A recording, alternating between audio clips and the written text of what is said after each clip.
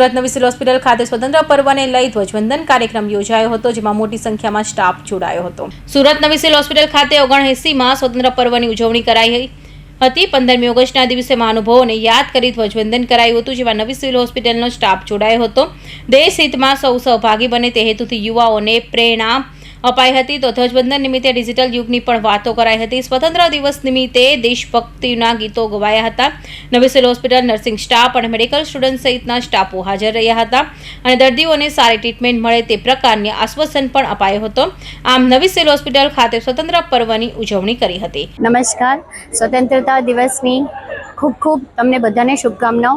આજે new civil hospital Surat ખાતે તમામ teachers, students, security staff, nursing staff, તમામ લોકોએ બધા સ્ટાફે આજે બહુ જ સરસ સ્વતંત્રતા દિવસનું આયોજન કર્યું હતું। ખૂબ જ સરસ રીતે આપણા જે સ્વતંત્ર સેનાનીઓ છે એમને યાદ કર્યા હતા અને આજના સમયમાં કઈ રીતે આપણે દેશને કંઈક આપવું, દેશની માટે કંઈક કરવું, સિવિલ હોસ્પિટલ સુરત માટે ડેડિકેટેડલી કામ કરવું અને પેશન્ટને પ્રાધાન્ય આપવું, પેશન્ટની તકલીફો, પેશન્ટની ડિમાન્ડ્સ, પેશન્ટના સેટિસ્ફેક્શનને પ્રાધાન્ય આપ્યું।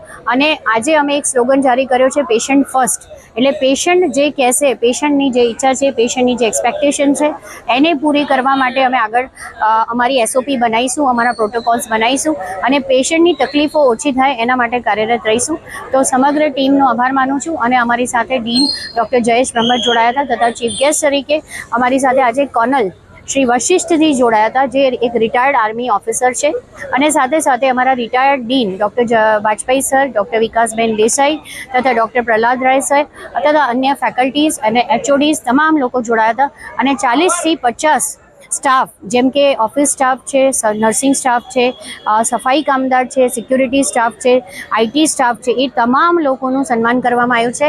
જે લોકો સિવિલ હોસ્પિટલને રોજ કામગીરી કરતા હોય અને આજે સિવિલ હોસ્પિટલમાં 1500 પેશન્ટ દાખલ છે, એ પેશન્ટ્સ માટે નાની વસ્તુનું જે કામ કરતા હોય એ તમામ લોકોને આજે સન્માનિત કરવામાં આવ્યા હતા। ફરીથી સ્વતંત્રતા દિવસની ખૂબ શુભેચ્છાઓ। મેસેજ બસ મારો એક જ એમ છે, એક જ મેસેજ છે બધાને, તમામ લોકોને, કે જેટલો સમય તમે સિવિલ હોસ્પિટલમાં છો, જે તમારો નોકરીનો સમય છે એમાં 100% આપો, એનાથી વધારે આપવાની જરૂર નથી। બસ એ સમય વેસ્ટ નહીં કરો, એ સમય તમે પેશન્ટ્સ માટે, એમની ટ્રીટમેન્ટ માટે, સફાઈ માટે, વોશરૂમની સફાઈ માટે, સિક્યુરિટી માટે આપો। એટલી લોયલ્ટી જો આપણે સિવિલ હોસ્પિટલને બતાવીએ તો એ આપણો દેશ પ્રત્યેનું એક ફરજ છે અને દેશ પ્રત્યેનું એક યોગદાન છે।